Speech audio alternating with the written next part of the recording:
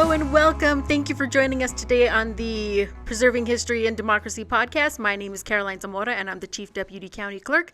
Today we have a really fun topic, and before we get into that, I'm going to turn it over to our Communications Coordinator, Cynthia Mendoza. I'm Cynthia Mendoza, and as Caroline said, I'm Communications Coordinator here at the Doña Ana County Clerk's Office. And like Caroline said, we have an incredible topic today. So I'm going to turn it over to our producer, Bern, who's going to introduce our special guest today. I am so excited about today's podcast because it is a topic that I've looked forward to for some time, but it really scared me off. Billy the Kid is our topic for today. I am so overwhelmed with the amount of information, and I had to bring in an expert.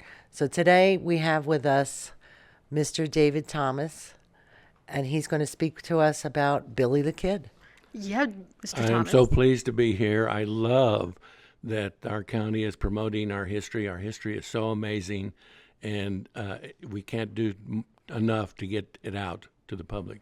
Excellent. I am very proud of what our amazing team does. So thank you for saying that, because we are the official historians of the county, and we're very proud of, our vault and the records that we keep, and our amazing team does wonderful at preserving. So thank you for joining us today. But before we get into Billy the Kid, can you go ahead and tell us a little bit about yourself and your background and what you do? Yes, I'm a historian and a writer. I've written a total of maybe 20 plus books, but I've written 14 books on New Mexico history over the last about 18 years or so. And for many of those books, I spent maybe 5 or 6 years researching the subject of the book. An example is the Hermit of La Cueva, he was a remarkable man. I spent about 7 or 8 years researching that, getting sources from Portugal, from Italy, from Peru, from New Mexico, of course, and basically almost all over the world. So the goal of a historian is to try to find the primary documents, and not pick up something that someone else has written. If you read someone else's book and he says where he got the information, then you go and look at it. And so they're a guide lots of times. So one of the books I wrote is about the history of Mesilla and about who all the original land grant owners were around the plaza. And you'd think that information would be available in the county records, but it's not really. It's not organized. But the vault here, which has all these original deeds from the founding of Mesilla and the founding of Las Cruces, is such a valuable primary resource. You can look at those deeds, you can find who they bought it from, when they bought it, how much they paid for it. Well, not always how much they paid for it, but, that's the kind of documents you look for. I love that. And I love that our vault has all kinds of great information. Bern, you are our vault expert in the room. Can you tell us more about what you found? Well, I found nothing, to be honest with you, because Billy the Kid was so young. I set you up, didn't I? He did. But I wanted to say this. Billy the Kid was so young that he didn't marry here, and he did not own property here. So I found nothing in the vault. However, I found a lot from district court. And someone was doing research here and left a binder of their research. So no name, no attachment to it. If it's yours. It's about that thick or so. It was produced by the state archives, and they collected all the documents they could find at the time, the legal documents at the time that had to do with Billy the Kid. Okay. And his trial. And then they made maybe 100 copies of it. Very so good. I'm glad to hear that you got one. Yes. I did get one, but they're rare. They're rare. Okay. Yes. Well, it's in good hands right now. We're going to keep it in the vault with the Billy the Kid microfilm that we have. Good. Yeah. Yeah. Of course, the trial was held in Mesilla, and the district court. There were 3 district courts in the territory, and there were 3 counties in our district court. So the trial was held in April of 1881 after Billy had been captured, and he was charged with killing 2 people, Buckshot Roberts, which was dismissed, and Sheriff Brady, who was killed April 1st, 1878. And the way the district court worked is you had this one judge. The judge was Judge Bristol. He was in charge of the district. But in the morning you had the territorial cases, and in the afternoon you had the federal cases. So Billy's first charge for killing Buckshot Roberts was a territorial case that was dismissed in the morning. The federal case was then held in the afternoon, so basically two sets of records for the district court. But a lawyer that would be a prosecutor in the territorial case in the morning would be a defense lawyer in the No. afternoon. And there was only like 5 or 6 lawyers in the area. So you would have a person defending you who could help convict someone in the previous session of maybe murder or something. So it was a very the legal system back then. In some ways, it's amazing how good it was, but by today's standards, it was just very bad. Yeah. Wow. So, Bern, I know you probably have lots of questions, so I'm going to turn it over to you. Okay. Yeah. I want to know, out of all the gunslingers, why is he so infamous? I say it's because he's an existential existential figure. And by existential, you mean life or death, essentially. Because Billy the Kid never robbed anybody. Okay, he was not an outlaw in that sense. The only things he ever stole were some cattle, which was kind of in a separate category. And he claimed in letters that he wrote and that he submitted, and one of them was printed in the paper, that he hadn't done any cattle stealing for the year or so before in which he was captured. But the Lincoln County War, which was kicked off by the killing of Tunstall in Lincoln in March of 1878, was this war, this massive war. It was a political war, it was an economic war, and it was actual shooting war. There were about, some historians say there was as many as 80 murders, and there were 200 men involved. Okay. One man, and one man alone, was tried for a murder, and that was Billy the Kid. Everybody else was given a pardon by the governor. And so the 30 or 40 men that were involved in murdering Tunstall that kicked off the war, they all got a pardon grant from the governor. But when the governor wrote his pardon, he had a beginning date and an ending date, and then he said that if you're not indicted already, and Billy had just been indicted for these 2 killings, so he was not able to get the pardon. But now in 1879, about a year after Brady was killed, the governor secretly met with Billy in Lincoln, in a little teeny adobe in Lincoln, and they had arranged it with letters. We have the letters they exchanged between Billy, the ones Billy wrote, and the ones that Governor Wallace wrote. And he had witnessed the killing in Lincoln of this man named Chapman, who was a lawyer, who was on the opposite side from what we call the Santa Fe Ring. And he was brutally murdered in the street by a man named Dolan and Campbell and Jesse Evans. He had lost his arm as a kid in a gun accident, and after they shot him in cold blood, they lit his body on fire, and that's what finished him off. So Billy was present. So Governor Wallace met with him. He said, if you will testify to the grand jury about what you saw, I will grant you a pardon. Because they knew, of course, he didn't qualify for the other one. So Billy did. He did exactly what the governor said. He turned himself in. He was arrested. He testified in front of the grand jury, told the story. The people were indicted. And then in the end, Governor Wallace would not honor the pardon. He's existential outlaw in the sense that he wasn't a traditional outlaw. He wasn't a gunslinger. He wasn't involved in drawing guns on anybody. He didn't steal anything. He was the shooting, and he was not even clear that he shot Brady, Sheriff Brady, even though he was convicted of it. So, and as I show in my book, The Trial of Billy the Kid, the trial was completely unfair. He was totally railroaded. He was the only man tried and convicted for all these crimes, these possibly 80 murders. And so he stands out. There's a lot of injustice in the world today. And this is an example of legal injustice. Justice unequally applied is not justice, and that's why he still resonates. Do you know were there any reasons that Wallace just didn't like him? Do we know any of those kind of things? Well, Wallace was embarrassed a little. He didn't live up to his pardon. He was embarrassed because maybe he looked down on Billy in a certain way.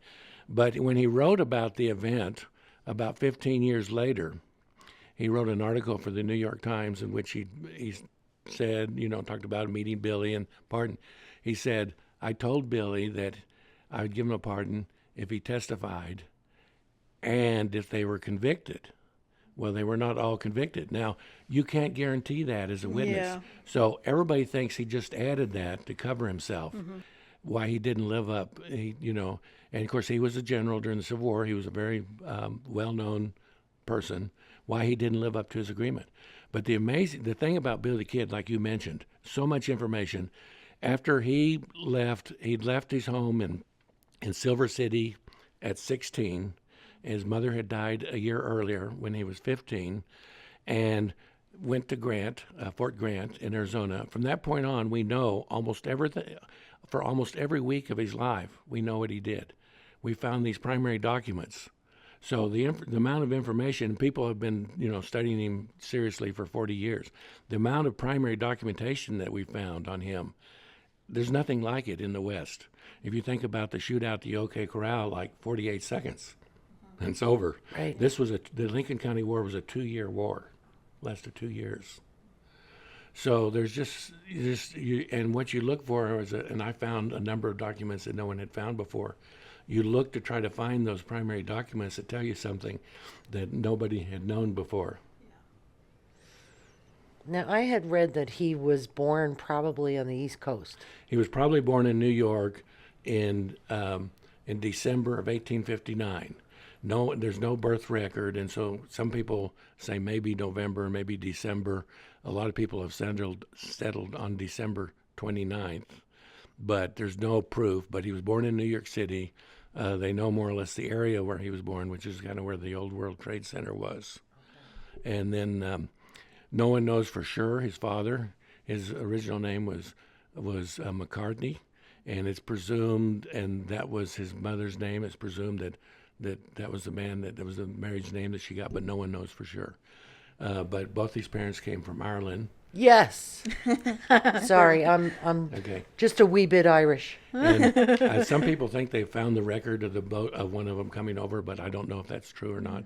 But yeah, that's a mystery, where exactly he was born. So how did he make his way to New Mexico? Well, there's several different accounts. The one that I tend to believe is they had a program. He didn't have his dad at an early age, obviously, and so they had a program, juvenile delinquents in New York that were involved in a little bit in crime and so on. These charities had these programs where they would send them to the West, and I think that's what happened. He had a younger brother. They sent him, his brother, and his mother to the West. And eventually she meets this man named Antrim, and then they come into New Mexico and they get married in Albuquerque in 1873. But I think that's probably what led him to the West, was that program. And they would find someone that would take care of them, and then they would provide some money for that. Oh, interesting. Okay. I've never heard of that program. We've heard of like the orphan trains. We've talked about those. Yeah, But well, this this sounds was like this may have only been New York City. I'm not sure, but anyway. Oh, interesting. So Any how other did that questions, Bert? outlaw life begin, quote unquote? Well, so his mother had TB, and that's when they came from Indianapolis in Indiana, and they came down to New Mexico because of the weather. And she had known his stepfather for some time before that, but they got married in Albuquerque in 1873, and then they went almost immediately to Silver City. And we have a little bit of records about him in Silver City, and of course there's some people that were in school with him that have, given some stories about what they knew about him. But his mother died when he was 15 in 1873, and then about a year later, in September of 1874, someone that he knew stole some laundry, some clothes from laundry, and they asked him to hide them. And he did, but he was caught, and he was charged with having stolen the clothes. But we know now that he didn't do the stealing. That's amazing, because A man- everything I read was his first crime was stealing clothes from a And that was a laundromat. man named Sombrero Jack that did it. So he was put in a jail there in Silver City, and 2 days later he was able to escape by climbing up through the chimney. So he was 16 at that time, and then he leaves Silver City, which he never returns to when he goes to Arizona. So between the time in which he arrived in New Mexico and the time he left Silver City, a little over a year, he probably wasn't much of an outlaw at that point. It was only after he was on his own at 16 years old and having to survive on his own and having to deal with adults in the Wild West that he developed the ability to defend himself. But he was never a fast gunslinger. No. There's oral stories saying, oh, he used to practice for hours so he could draw, but he was never involved in that kind of a fight. He did kill a man in Grant, and the man had been bullying him, and he kept pushing him, and he kept pushing him, and eventually they got into a scuffle in a saloon, and he managed to pull his gun, and he killed that guy, but that was self-defense. Okay. So Was there a trial for that one? there was an indictment and a preliminary examination, but he left. Okay. So he was indicted for the killing in the preliminary examination, but he left. So whether he would have been found guilty or not, we don't know. But that was why he decided to leave Arizona, come to New Mexico. Do we know anything about his brother? You know, for years and years, for almost from the beginning, they said his brother was named Joseph. His brother was an older brother.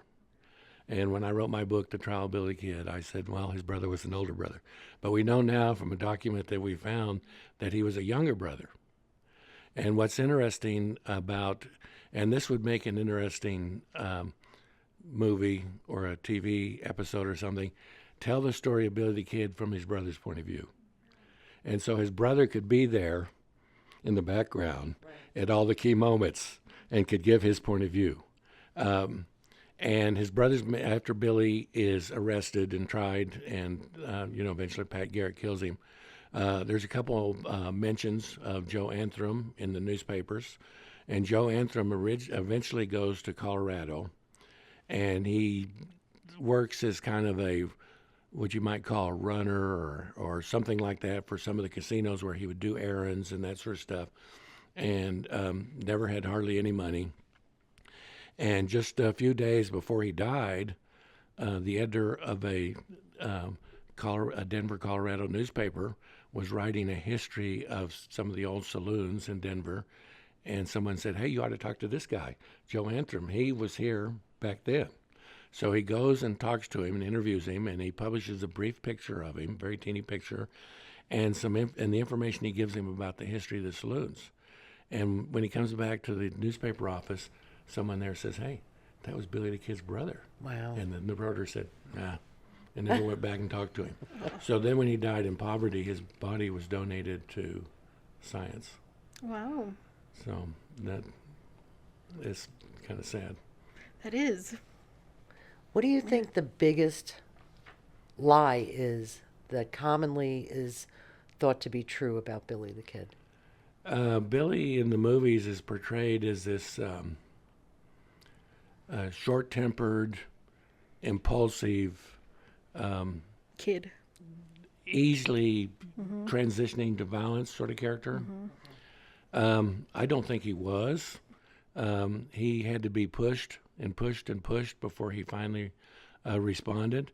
He was extremely charismatic. His friends were very loyal to him. The Lincoln County War had a number of leaders. Eventually, something happened to them all. For example, Alexander McSween, who took over from Tunstall, you might say, in opposition to the Santa Fe Ring. That was the group they were fighting, the other side that they were fighting. And of course, our first two senators were prime movers in the Santa Fe Ring, Catron and Elkins, particularly Catron, Senators Catron and Elkins. But anyway, he took over from McSween. McSween was killed in the 5-day shootout in Lincoln, known as that's the core of the Lincoln County War, in which the two sides were in different houses on different sides of Main Street in Lincoln, and for 5 days they exchanged bullets.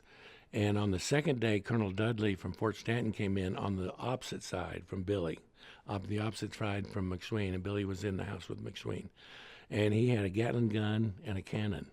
And he pointed at one of the houses where Billy's friends were, and they all ran. And he pointed at the second house where Billy's friends were, and they all ran. So then that was left only McSween's house. And he says in a letter that he thought maybe 10,000 rounds had been exchanged just on one day, if you can imagine that. No. I mean, I can't imagine it really. But anyway, and in the end, you know, they started a fire in the corner of the house, which was shaped like a U, and it burned kind of all afternoon. And right at dark, it had burned over, so they had to run, or they were going to burn up. And we got to about the middle of the U, a canister of gunpowder blew up. Anyway, the whole time they're pouring bullets into this house. And, of course, they're shooting back. So they run, and Billy Kidd and several others escape, but McSween is killed in that. And that was kind of, in a way, the culmination. And that event then, that was about a month before Sheriff Brady was killed. So most historians have, I would say, most historians think that probably Billy did kill Sheriff Brady. I don't. One of the things I found is that the Tunstall had a horse corral in front of his house. The walls were about 9 feet high. You couldn't shoot over them. And 2 witnesses say that there were portholes in those walls, and that's what they shot through. So you couldn't see who was shooting. So they arrested Bill for that. They charged him for that. They held the trial in Mesilla. There were 4 witnesses against him. He had no witnesses in his defense. His lawyer had tried to get a few, but they had all left the territory. They asked for a delay for the trial long enough to get the witnesses, but of course the judge ruled against it. So these witnesses that testified against him could not say. There were 8 men behind that wall during that shooting.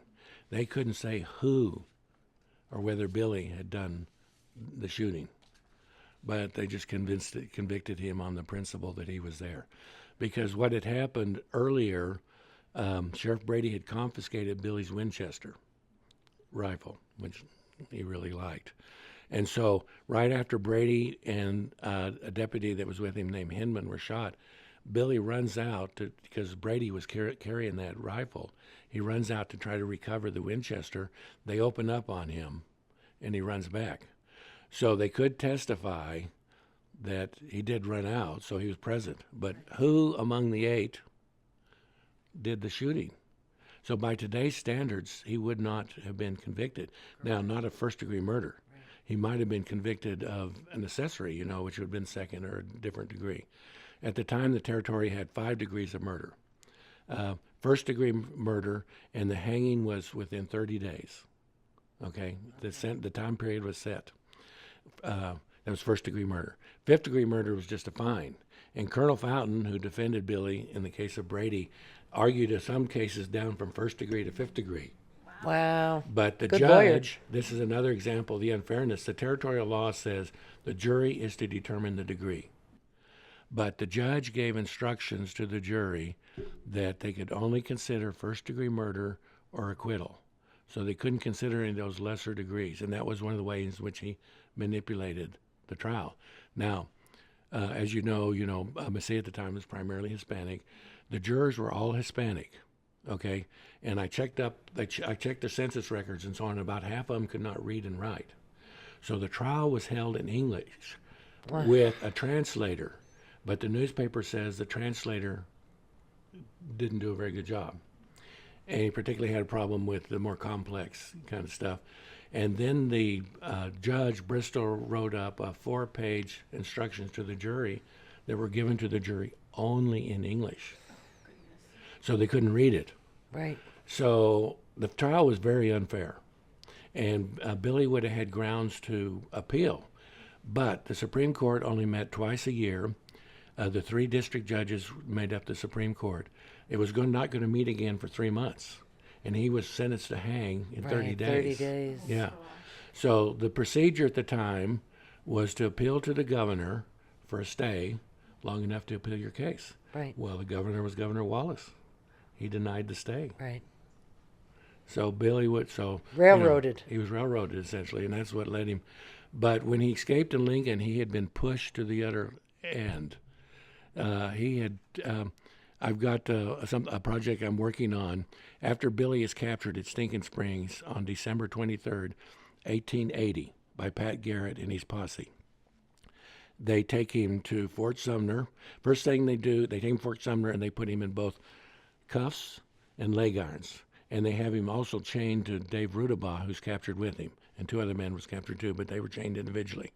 Then he's taken from there to Puerto de Luna, still in cuffs and leg irons. And then he's taken to Las Vegas, New Mexico, still in cuffs and leg irons. And eventually he's taken to Lincoln. And in the courthouse, he's not only in cuffs and leg arms, he's chained to the floor. So this period of time in which he's in these jails, they're filthy. No beds, lice, cockroaches, mice. The drinking water is a bucket. The bathroom facility is an outhouse out in the placita around it. The conditions in these jails, and the condition in the jail in my book, in my trial book, I talk about the condition in the jail in the sea. It was so foul. It was so bad. So he has suffered through all of this incredible, which everybody, of course, if you're arrested at the time. But anyway, he suffered through all this. And the day he escapes from Lincoln, the newspaper interviews Governor Wallace. And they say, well, he's kind of expecting a pardon from you. And he says, why would I give a pardon to a man like that? And he reads that in the paper. And that's what puts him over the edge. And when Ollinger leaves, he was being guarded by 2 deputies, Ollinger and Bell. When Ollinger leaves, he's taken out to the outhouse, which is outside, and coming back, he overpowers Bell probably by hitting him with his handcuffs. Now, see, they had to unlock him from the floor so he could go to the outhouse. And overpowers him, draws his weapon, threatens him, shoots him. He is shot. Evidently at the top of the stairs. He runs out and dies outside. And then Ollinger, who had been bullying him this whole time, then he kills Ollinger with his shotgun. So Garrett, when he wrote his book, he said that Bell was shot at the bottom of the stairs. And that's what I said in my book. But what has been found since, they did this program and they've examined the stairs, the original stairs there, and they can find the blood under the stairs at the top of the stairs. So that's evidently where he was shot, instead of at the bottom of the stairs. But then he has enough adrenaline to run out and die just outside the door. And so if you've ever visited Lincoln, you can see that because there's plaques marking it and so on. Wow. This is just a teeny example how amazing this story is. And I'm the just, evidence blown is there. away. Yeah, me Yeah. too. Crazy. What else do you have, Bern? I know you're. Well, I'm itching to ask this one. Was Pat Garrett friends with Billy at any point? They were friends, and they were probably business partners. That had always been said by oral stories. And when I first started researching Billy, I was kind of skeptical about it. But some stuff, including a newspaper article that was just recently found and so on, confirmed that. And he was not partnered with Billy, but he was partnered with a man in Fort Sumner known as Beaver Smith. And Billy knew him a little bit. Pat Garrett's a very interesting person. I've written a book about him, and I've got that book about him. he was basically doing his job, but he was doing it without taking any chances. So he, after Billy was captured, he was convinced that Billy was guilty of killing Brady. I don't know whether he was convinced of that at the end or not, but all this time in which he's in these prisons, he's transporting him to Santa Fe. He's very, very careful. Now, Billy and Dave Rudabaugh surrendered only on the condition that they would be taken to Santa Fe, because Las Vegas was lynching people almost on a monthly basis. And a few months earlier, a policeman by the name of Joe Carson had been killed in a saloon, shot in a saloon, and they captured the 3 men that were involved, and one of them had been shot in the stomach. He had an open wound in his stomach. And in that horrible jail in Las Vegas, he was on a stretcher. Well, they come in, they drag him out on the stretcher, and they don't even bother to, they put the other 2 on the windmill in the plaza and just shoot him. and the other one, the one on the stretcher, they do hang. But anyway, so they were extremely afraid, particularly Rudabaugh, because Rudabaugh had been a policeman in Las Vegas, and he was accused, again unjustly. I've got a book on him in which I go into his trial of killing this policeman. And so they were so afraid that they would be lynched in Las Vegas that they surrendered and so Garrett lived up to his word, took him, and in spite of the fact that the sheriff in Las Vegas tried to take him from Garrett, and Garrett refused. And the sheriff, of course, was the county of San Miguel, the sheriff of San Miguel County. Garrett was the sheriff of Lincoln County. And so the sheriff, Romero in Las Vegas, said, well, you don't have any authority here. But Garrett was a marshal, U.S. Marshal.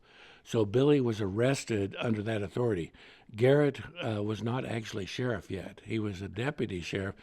A few months later, he was elected the sheriff, but he was operating as a U.S. Marshal. So he insisted. They surrounded the train. Okay, they took the train engineer and the fireman out of the train so it couldn't go forward. So Garrett contacts a friend of his named Morley, who'd once been a train engineer, was now a postal inspector. He comes down to Las Vegas, and basically when Sheriff Romero and them and the crowd are not looking, he starts the train and takes them to Santa Fe. So everywhere you look in these details, you can find these amazing details. And see, that's what makes the story so amazing, is just the little teeny details. Yeah. Right. So most of these details, do we just have like letters? Like how do historians Well, know in the stuff? case of Morley, we do have letters, for example. One of the men that arrested Billy and Rudabaugh was named Jim East. He went on to become a sheriff in Las Vegas and so on, and he has written about it. But I found his papers at the University of Texas in Austin, and I went down there and I found these 2 letters that Morley had written about 20 years later to East, in which he talks about, and there's other sources too, but he talks specifically about how he came down, how he started the train, how he navigated the train to That's crazy. Santa Fe. So see, that's what you look for, someone who's actually there. And of course the newspapers at the time recounted it, would say it also. Well, I want to know, I read something about a conspiracy theory of somebody who claimed to be Billy the Kid. Yes. The main person, the false Billy the Kid, I would say, is a man named Brushy Bill.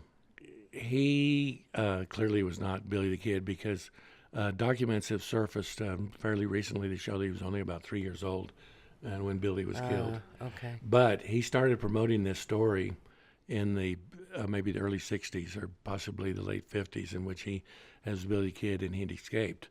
And I go into that in my book. And nobody early on ever said anything like that. There were an Arizona historian has found about, by name, about 40 people that were present. And they all, present at the funeral or present when Billy was killed, including a Buffalo soldier that was just passing through. Oh, wow. That was interviewed by the paper. So he had no connection with either side. Right. And interestingly enough, after he left the service, he worked for one of the most famous hotels in Santa Fe until he died. But anyway, he was interviewed later on about it, and he gives the time and he talks about it and so on. So all these people that saw Billy and were at the funeral and so on, there's just, for a while the coroner's report was lost, but the original has been found. It has then. been found. Okay. Yeah, the original has been found. It was found about 30 years ago.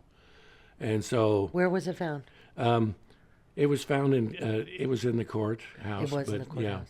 it had been taken. Actually, I think maybe it was possibly a clerk's office or something like that. Okay. Okay, but word for word, it was reported in the paper at the time. People doubted it because they didn't have the certified copy. I have a article. It is from a local newspaper about the kid killed, and he meets his death at the hands of Sheriff Pat Garrett Yes. of Lincoln County. But I understand that This is one of the old papers. this is one of the old, Yeah, that's one of the- newspapers one of from the Newspaper Archive. Well, he was killed in Pete Maxwell's bedroom. Pete Maxwell was interviewed by the paper, confirmed the death. The coroner's jury, the head of the coroner's jury was interviewed by the paper.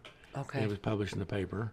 So He definitely died. It definitely does. But what I found was this: I found that Billy, of course, was killed in 1881, and his grave was only marked for about 3 or 4 years, and then it was empty for 41 years. Wasn't marked. I got a book called Billy the Kid's Grave where I go into all that. But anyway, um, let's see what I was going to say. So, for some reason, I lost my thought there. So where was he buried? So he's buried in Fort Sumner, and in my Okay. book, there's always these oral stories that he wasn't really buried there, or he wasn't buried in the right place, or that Fort Sumner was partially washed away by a flood. And 2 years in 1908, the federal government, it was a military cemetery, the federal government hired someone to move the military burials. And he did a map. And I found this, and I've got it in my book. This is one of the primary sources. And he marked Billy the Kid and his 2 companions' graves, so we know where they were there. And there were 21 military burials. And this was 2 years after a flood in which the cemetery was covered by 4 or 5 feet of water for 10 days. And that's the flood that everybody said, oh, that washed out the graves. Well, this guy reports that he found every single one of those 21 bodies in good condition, undisturbed by the flood. Now, he wasn't able to identify them all because they knew the names of the men, but they didn't know which particular grave they Right. were in. So they're all moved to the National Cemetery now in Santa Fe. And they're buried in joint graves in most cases. He was able to identify one of the officers because of the officer's stuff he had with him. So those are oral stories, that are turn out not to be true. And say that's an example of a primary document that comes up, 1908, that overturns what so many people have written for so many years. But what I was going to say about the story that Billy was not killed was in about 1914, this unknown anonymous person wrote a letter to the New Mexico Historical Association that was published in the paper, in which he said that I ran into Billy the Kid in Mexico and he was not really killed. Okay. And as far as I can tell, that's the very first public source anywhere of that story. But, the movie about Billy the Kid that Howard Hughes made, okay, first movie was based on Burns's book, came out in 1930, world premiere. That movie was in the Rio Grande Theater Wow. here, and then went to Silver City. That was the world premiere. This movie by Howard Hughes also had its world premiere here in Las Cruces. Interesting. You can imagine. However, in that movie, they picked up this story, and right at the end, Pat Garrett kills another person, and they substitute his body for Billy. And this is a movie that came out in 1932. And this is what has inspired all these fake Billy the Kid people that come forward and the people that believe in the story. Why did he do that? He, interestingly enough, as I go into my Garrett book, the family sued him, and they won. Oh, they did win. Yes, they sued him for that, which was obviously false, and they're talking about a historic character. And you got to be a little bit careful, Right. Particularly if their relatives their kids are alive. Right. Of course, now you can write anything you want about Garrett, but they sued and they collected on that. It was his daughter Elizabeth, which you probably know, she wrote the state song. The New No. Mexico- I I did didn't not know know that. that. Elizabeth Garrett, when she was about 5 or 6, her eyes were treated and she was blinded. So she was blind for the rest of her life. And Garrett sent her to the School for the Blind in Austin, Texas, and she became a very accomplished musician. And she wrote the New Mexico state song. Did not know that. Yeah, and she lived for many years in Roswell, where she eventually died. But and she's buried in Roswell. But yeah, Wow, fascinating. his kids are very interesting. His kids had a lot of problems. Pat Jr., who was not the firstborn, but Pat Garrett Jr., was wounded and crippled as a boy. And here's something I discovered that nobody else had discovered was when Garrett killed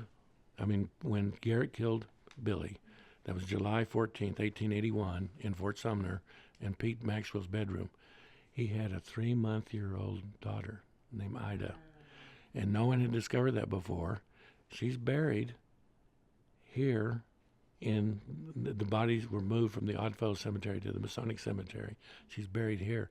She died at 14 of an illness, and that was his firstborn. But anyway, so he had a child when he was going after Billy, and the newspaper was saying, well, why doesn't he spend all his time doing this? Why is he putting it off?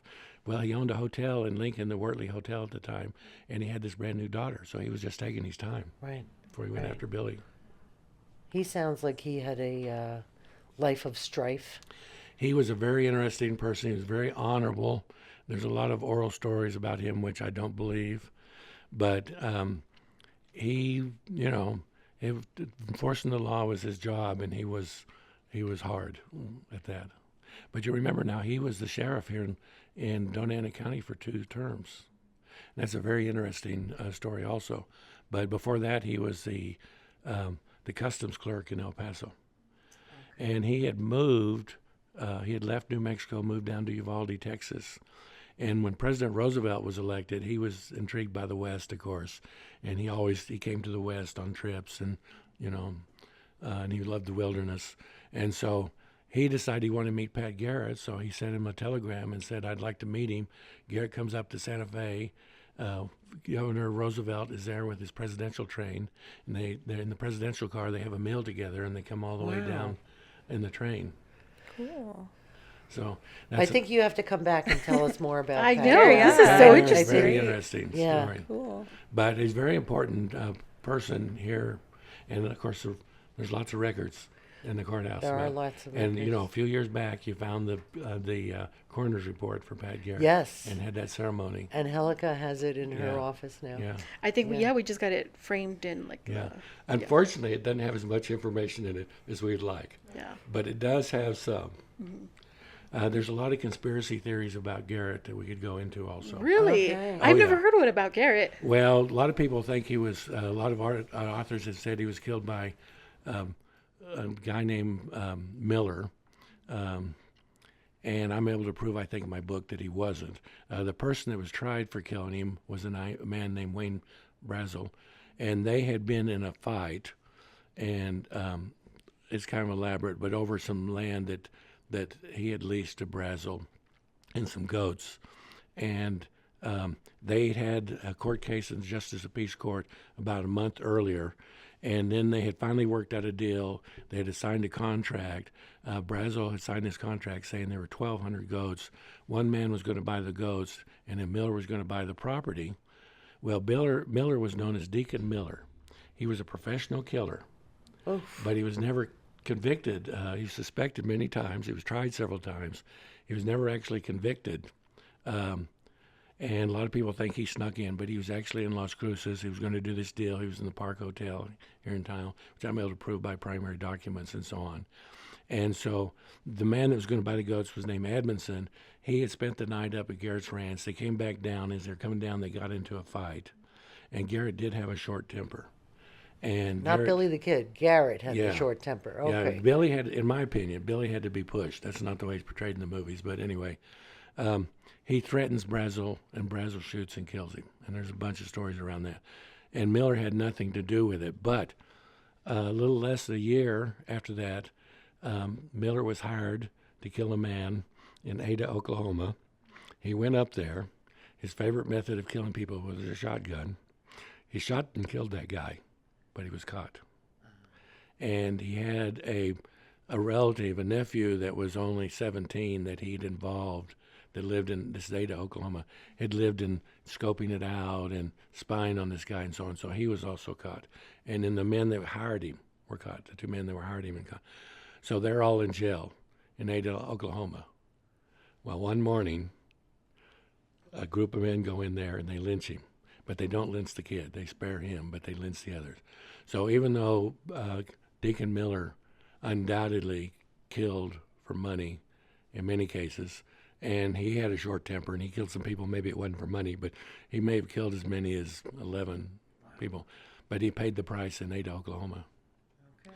But see, that's kind of a standard Western story. It's so different than Billy's. I mean, you got the case of the OK Corral.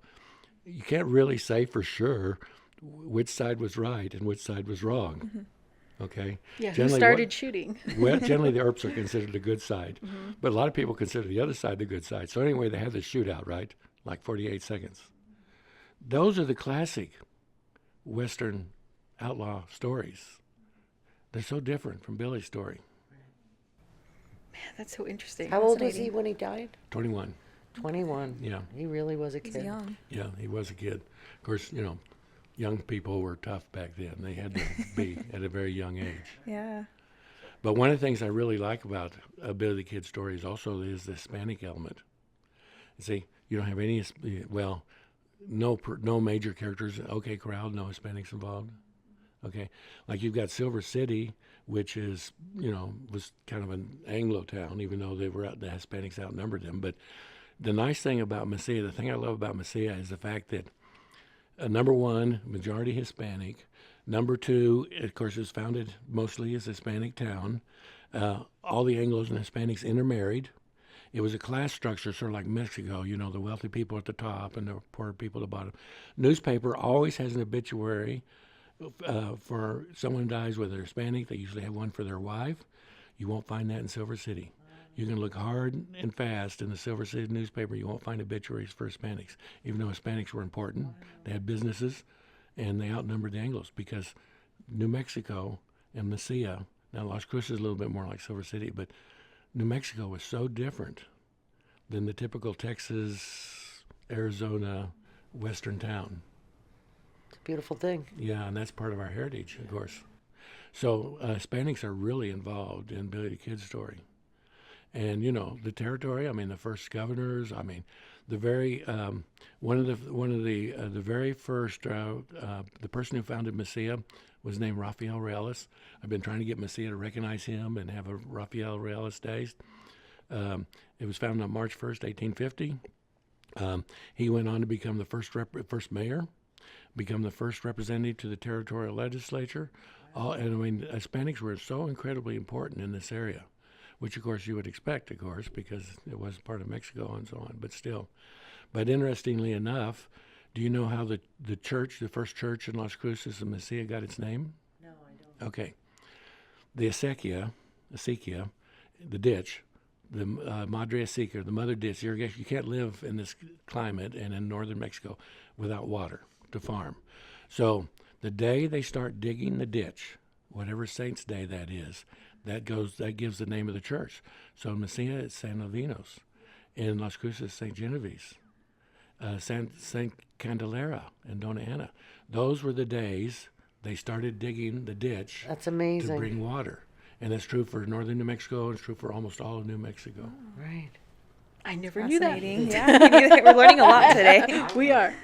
So Jacob had a question, and it was Jacob recently went to the Double Eagle and heard that Billy the Kid had a hiding area in the Double Eagle while he was on the run. And so That's that not true. He was brought down here at the end of March 1881 from Santa Fe in irons and in cuffs. And the train at that point had only arrived in Rincon. Had arrived later in April in Las Cruces. So he came down by train to Rincon, and the stage went through Las Cruces, went to Mesilla, and immediately went into jail. And I've got records of how much food they were feeding the prisoners, what it was costing, what the blacksmith was charging for irons. I've got a lot of details, but he was never loose. But what's interesting is, okay, so he comes through Las Cruces, okay, and it's just a stage stop, maybe an hour or so. When the first Billy the Kid movie came out in 1930, and the world premiere was held here in Las Cruces, the local paper had a whole week to cover this, and they interviewed all these people from Las Cruces. And there would be stories like, they brought him to this restaurant, and I was sitting across, and I was looking at him over there. He was eating his food, and he was kept in a room in the Amador Hotel, and all these stories. And this newspaper in 1930 is full of all these different stories. And of course, not one of them is true, because he was only here for an hour or so. But no, he was never loose. He was always in the jail, ironed that jail. When he was put in the jail, he was brought down here with a man named Wilson also, who was being tried for a counterfeit, which would have been a federal case. There were already 14 prisoners in that jail. It was a single adobe jail with a wood floor. And like I said, the drinking water was a bucket. Newspaper accounts say that it was full of lice. There was no, all you could do is kind of wash yourself in the bucket, drinking bucket, outdoor toilet. the conditions were so foul. And see, as we know, of course, they were getting ready. It was not too. It was only a few months after that. That trial was in April of 1881. In January of 1882 is when they territory moved the legislature, moved the county seat to Las Cruces. And by that time, the jail in Mesilla was just in horrible condition. So, it was terrible conditions, but there was no hiding place. But now, the Double Eagle is an old building. It dates back, to the beginning of Mesilla was founded March 1st, 1850. Now, which town is older, Las Cruces or Mesilla? See ya. See ya. No, Las Cruces founded in 1848. Oh. December of 1848, Mesilla, according to my documents. Now, there's some people that say it was founded in 48, but there's no primary sources. I've got primary sources that say, so Mesilla, March 1st, 1850, St. Albino's Day, and Las Cruces, late December of 1848, so it's actually older. Wow, I didn't know that. That's cool. Yep. Did not know that. Awesome. Well, I want to make a shameless plug for your books. Well, thank you. I would like to do that. I have 4 of them. The one that I read recently was Killing Pat Garrett, Okay. which so I you read really it. would love if you came back and I would talked to love us to. about that. Then we have Screen with a Voice, which is about the film industry, the moving pictures here in Las Cruces. Just today, you brought me the gift of The Trial of Billy the Kid. Look forward to it. And this one caught me very off guard because it's such a dichotomy. This man, Di Giovanni Maria de Agostini, wonder of the century, the astonishing world traveler who was a hermit. How do you be world traveler and a hermit at the same time? So this has been an interesting read. I'm halfway through that one. Well, as we know, he was killed in La Cueva up in the Oregon Mountains, and I have a first-person account of, finding the body and so Oh, on. you in the bush. absolutely have to come back. So, yes, I was gonna ask questions about it, but no, you'll come back. We'll do an episode about that. Thank you. I had so much fun. Thank you. Thank Thank you you so so much. much. Real This quick is awesome. before you take off, yesterday we spoke to another historian, Troy Ainsworth. Can you tell us why you love history, in especially New Mexico and Doña Ana County history? I've always loved history, although my degrees are not in history. But my parents moved here in 1971.